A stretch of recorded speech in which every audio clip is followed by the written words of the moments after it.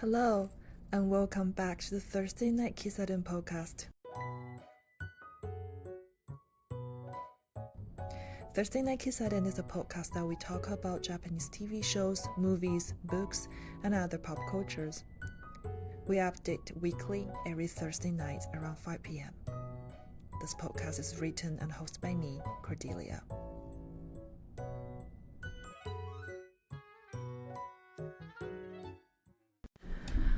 明けましておめでとうございます。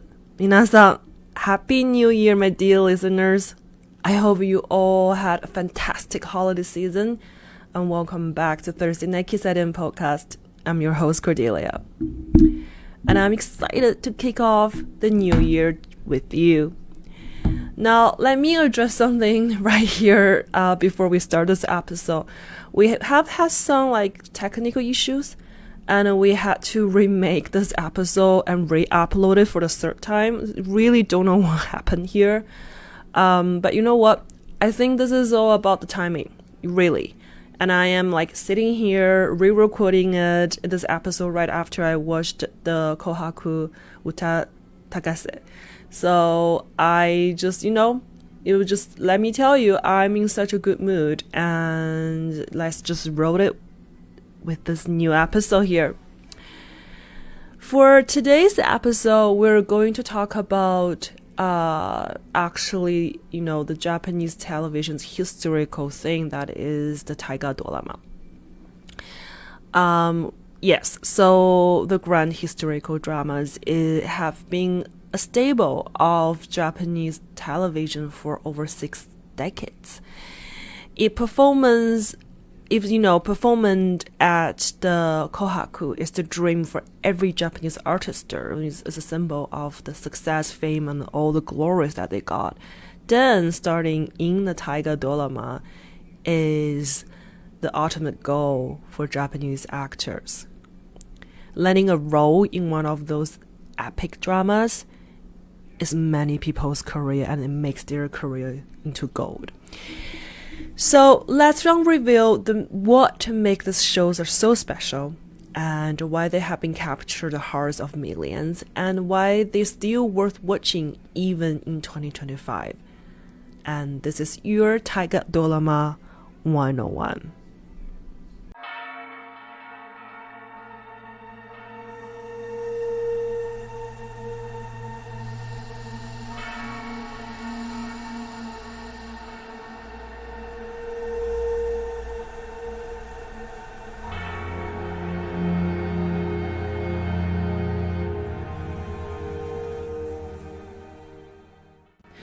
So let's start with the basic.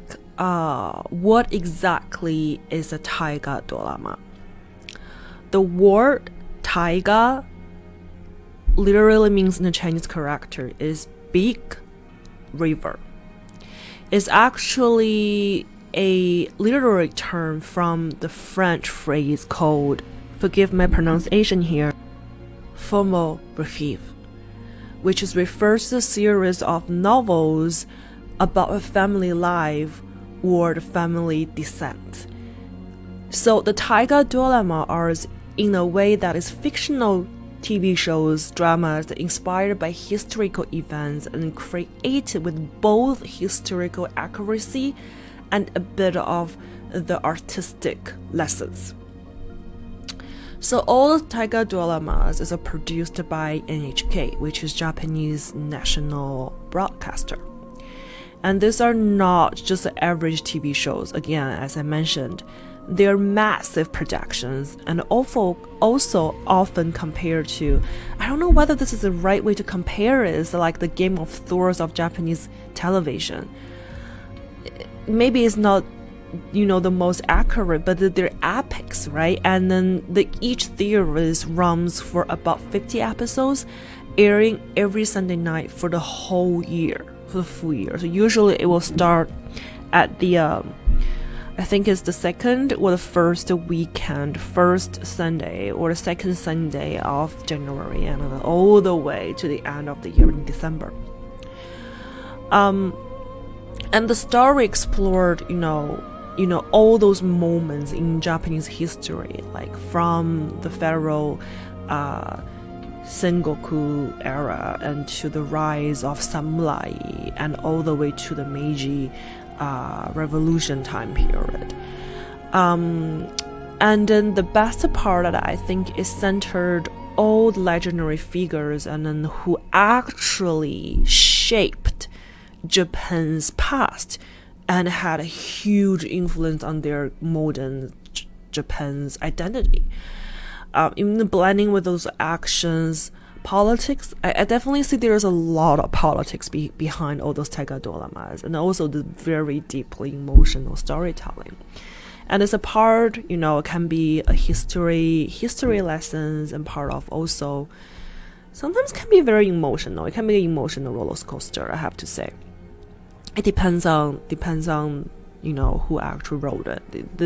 The person who actually can be the screenwriter for the Taiga Dorama, is a peak of their time for their career, I guess. It's an honor. It's a huge honor. I think because this is like how huge it influences people, and because they're able to, write a fiction drama based on historical events, and they have to pay respect to the historical events, and also think about how to retell the story. They're actually in power. So a lot of screenwriters definitely see that their time to shine is also about their glory and their success and their fame.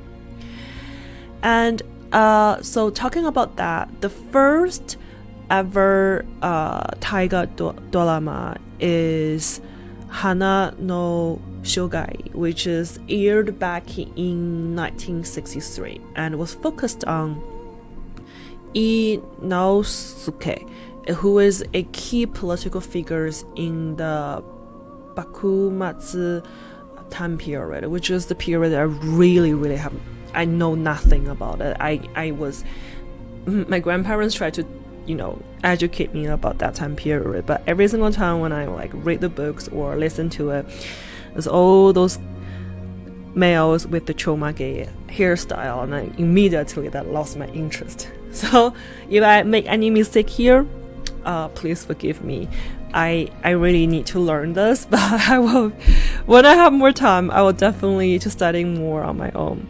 But still, since then, there are over 60 Taiga Doramas have been produced, and each one is carefully crafted time, and it's like they made a wonderful time capsules of the Japanese history, and that's why still attract a lot of people to watch it. However, one thing that, I was counting on how many projections that they have and what the topics that they are. I find out that traditionally the Taiga Dorama have focused on the male history figures way too much. That's why when in my brain, in my memory, there's only my personal perspective that when I'm thinking about Taiga Dorama, I'm only thinking about an old middle-aged male watching it on a Sunday evening, and all the females stay home, housewives or more happier family time, daughter and mother or son and mother, all those inclusive time will be given to Asadora, the morning dramas, as we talked in the past 2 episodes. So because this Taiga Dorama is always about those warlords, shoguns, samurais, and all those political leaders. So anyway, but if you are actually a fan of the Sengoku period, or the Tokugawa time period or the Meiji period, I think this is a show is a treasures for a person who loved the history during those times. Again, if you are a huge fan of the Shogun or the Sengoku time period, there are some really famous one I would recommend. It's not actually I recommend because I never watched them, but I just heard my other friends who talk about it sometimes, which is the one that they made in 2016. I think it's called Sanada Maru. That one is according to my friend, they said this is an all-time favorite. So, you know, it's about the samurai time period, and also about the greatest samurai strategists during the Warring States period. Yeah, that's all I can say. And another one that I heard a lot even is the Killing Gakuru. Here we go, the killing. That one I heard a lot is because that is about like a very famous samurai who actually betrayed Oda Nobunaga. I think the samurai name is Akechi Mitsuhide or something, and then the production of this one was amazing, and then also this TV show was actually made in 2020. Well, actually aired in 2020, and also made in between 2020 and 2019. So yeah, again, if you are really interested in the shogun or the samurai culture, and here's definitely the best one for you to watch. But for me, I'm more interested in, of course, you will say, of course, Cordelia, but like, I'm more interested in the female focus and unique Taiga Doramas, right?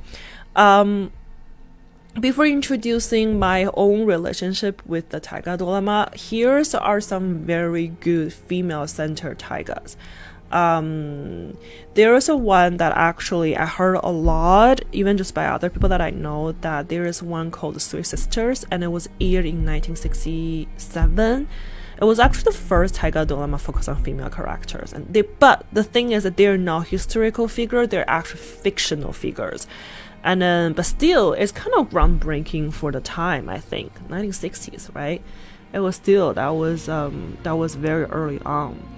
And another one was very famous was the Atsuhime. Atsuhime, that was told the incredible story of the Princess Atsuhime, and who actually rose to power during the Edo period. And then it is I think people say that was a quite emotional, feminine, and then how a woman actually navigate to a really male-dominated time period of the world, which is definitely is a great production. That was actually made in 2008. I haven't watched it yet, but I definitely saw a lot of comments or critics about that production. And another one is which is made in 2013. I think that is called Yae no Sakura, and that was about this this historical woman. I think her name is Nijima Yae, and there's a well lead about her during the Boshin War, and then later becomes a pioneer in the women education. And she's totally historical basis, and I heard a lot of good thing about it. But going back to what I really recommend, not just about all the historical thing, blah blah blah. I actually only start watching Taiga Dorama in 2019. Yeah, you didn't hear me wrong. It was the first ever time that I started watching Taiga Dorama. It was because it's super unique setting. It's called Idaten, the Tokyo Olympics story. This one is actually, I think, the only one so far. I can be wrong, but this is the only one so far that focus on a more ordinary person. He is athlete, and how he was attend the first Olympic game representing Japan. He won, and then he got lost. That was a super interesting setting and story. Well, the story itself is originally written by Kankuro Kudo, which we had particularly an episode talked about him, that how well he's good at writing ordinary people and their stories. His storytelling is amazing, and this whole TV shows is actually tells the story that focuses on Japan's journey to host Japan itself with the history of Olympic Games and how was the story tells that host the Olympic Games in 1964 and all the way to the 2020 Olympic Games, right? It was delayed a year after because of the COVID. But this whole, I love Idaten. It just showed the modern side of Japanese history. It's not all about shokuns anymore, right? An ordinary person can actually also play a really important role for the Japanese history and build with Japan itself and show Japanese their own spirit in it. This story is really just about ambitions, about resilience, and also the struggle to put Japan to the world stage in post-World War II. And it was really lighthearted in the tone. Accordingly, I was reading the numbers, this TV show did not get a very great rating that year.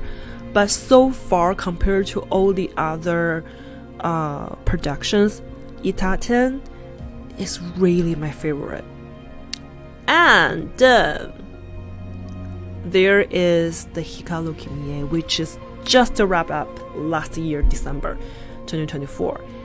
This one, hear me out. This one will definitely have an episode about this TV show.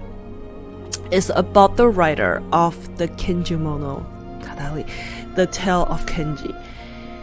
It's the author. It's about the author. It's about Shikibu, and it's talking about Shikibu herself, from her, herself as a young girl all the way to getting in there later of her life, and it also tells the birth of this first ever novel being written by a Japanese female. It was just, and also tells her own relationship with other people, that time period, historical events, and everybody involved with that time period. It's beautiful. But the one thing is, there are some mistakes that they made in the show. We'll talk in the future, but it's fictional. And I have to say, I think from the beginning to end that the whole production is in a very good quality. We'll take time to talk about it in the future. But this one, Hikaru Kimi and Idaten, was something very special to me, just my own personal opinions, and I would recommend it to everyone who wants to start watching it. But start with some Shokun background shows is no harm, because they have been really being made. They had this huge budget that involved with those productions. But Hikaru Kimi ranking number 1 so far in my heart, because this is maybe the only one that I have been watching from the beginning to the end.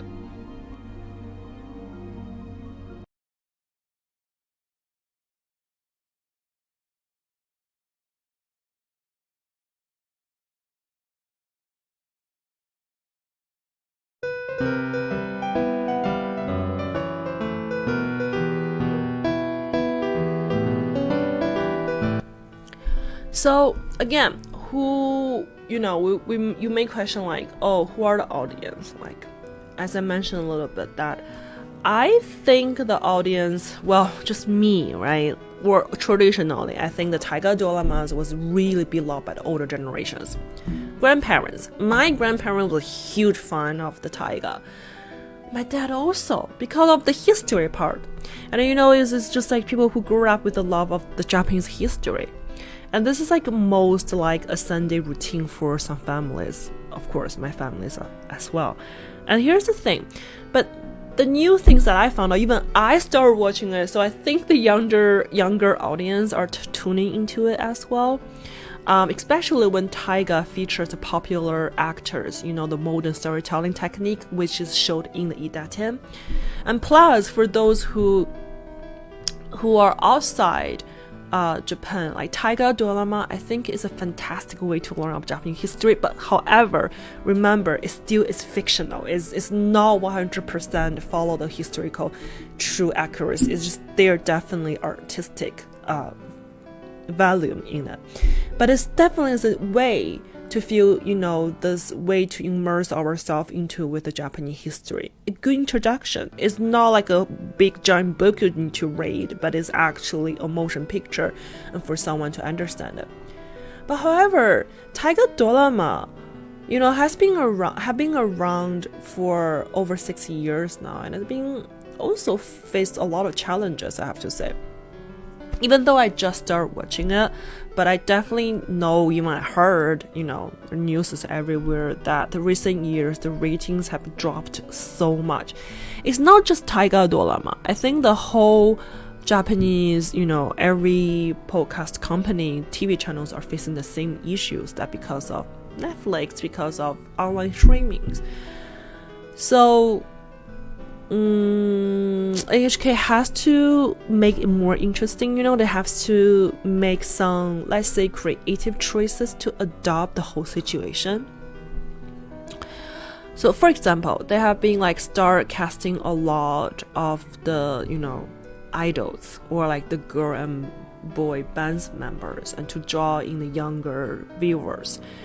And it is kind of controversial move, to be honest, because in the past, I have to say, I know that there was an agreement or something. Only certain companies can send their artists, talent companies can send their artists to be a casting in the Taiga Doramas, and one of them I remember is the Toho Entertainment.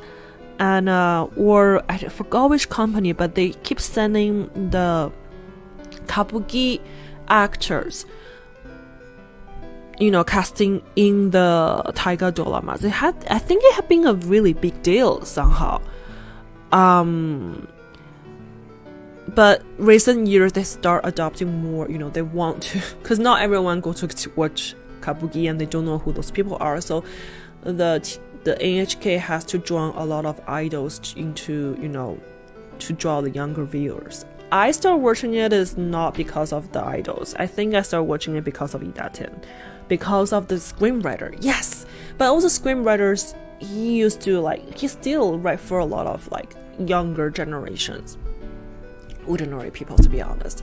So well, this stars, bringing fresh audience and, some long-term fans and really harsh critics at their acting skills, or feel like there's some watering down the value of the Taiga brand, because it's historical. Why you have those idols here in this historical dramas? So, another criticism that is the recent Taiga has been linked heavily is the financial and political things. Is they have filmed several financial key big people in the history in Japan, and also the political people, which sometimes is it really draw dramatic tensions to make it the earlier losing this kind of interest for people to engaging with, because those are the people who are the big capitals in the country and who actually holding the high tiers of the class. Average people is hard to relate.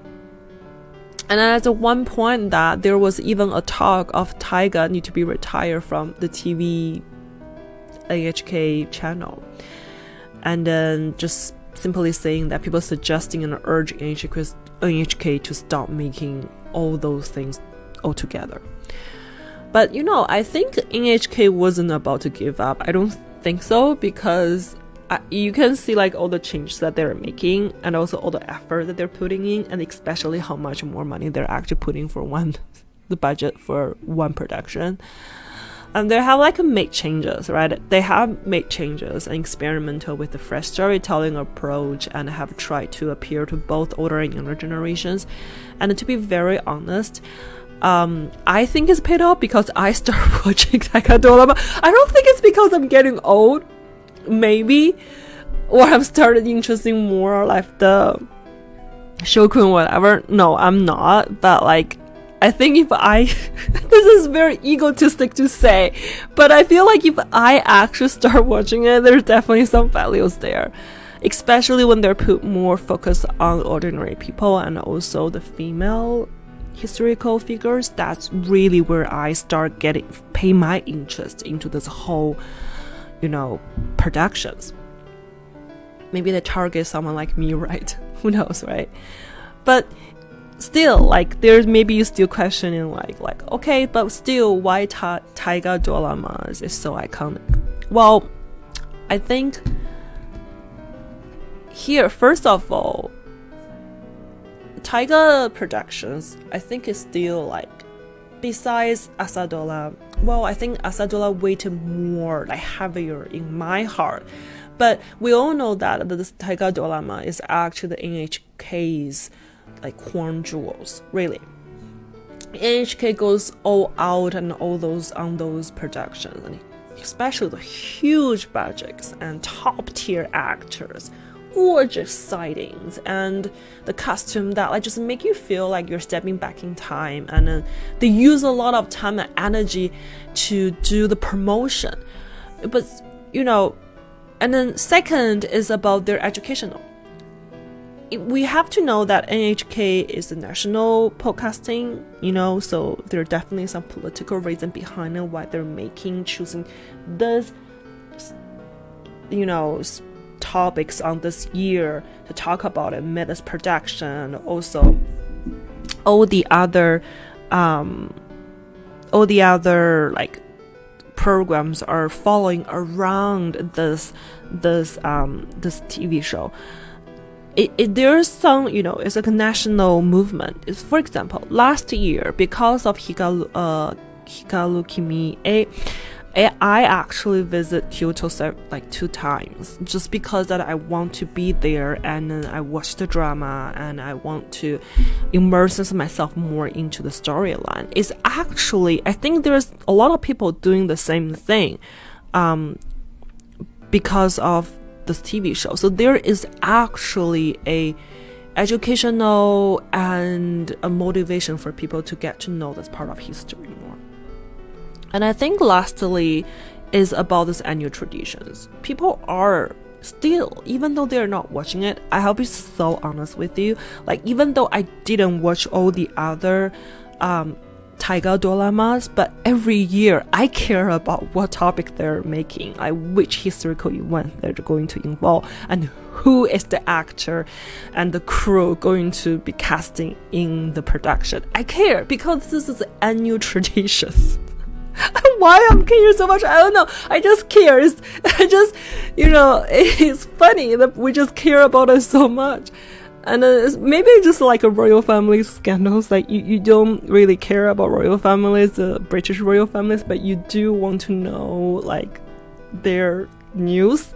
I don't know, this is a weird human being behaviors that we have and we're doing. But for the over 60 years, Taiga Doramas really have connected generations of viewers, and it really created like a shared culture experience that feels more sincere. I just, when I was in Kyoto, when I was walking beside the river and Kamankawa, and I was going through all those historical sets, I think about what I watched and think about what I read, and then making those connections, even just me, I'm alone solo and doing this, it really brings a good, feelings out of there. So in a way, I think Taiga Dorama, Asadora is just a way to hold the community together and hold the spirit together and make the people who feel like, I'm not the only one watching it. I'm actually watching it and going to those sites and connected with a larger community out there.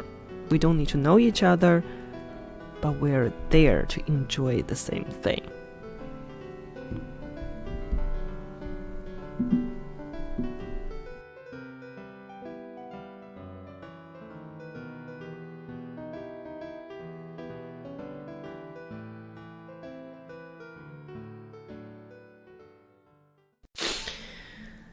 To be honest, I thought I only need 15 minutes to talk about this Taiga Dorama, but at the end, we took more than 25 minutes here. But, if you haven't watched one Taiga Dorama, please go ahead, and then still, I would say, start with the one that interests you the most. But, give a try to Hikaru Kimi, because that's a really good one.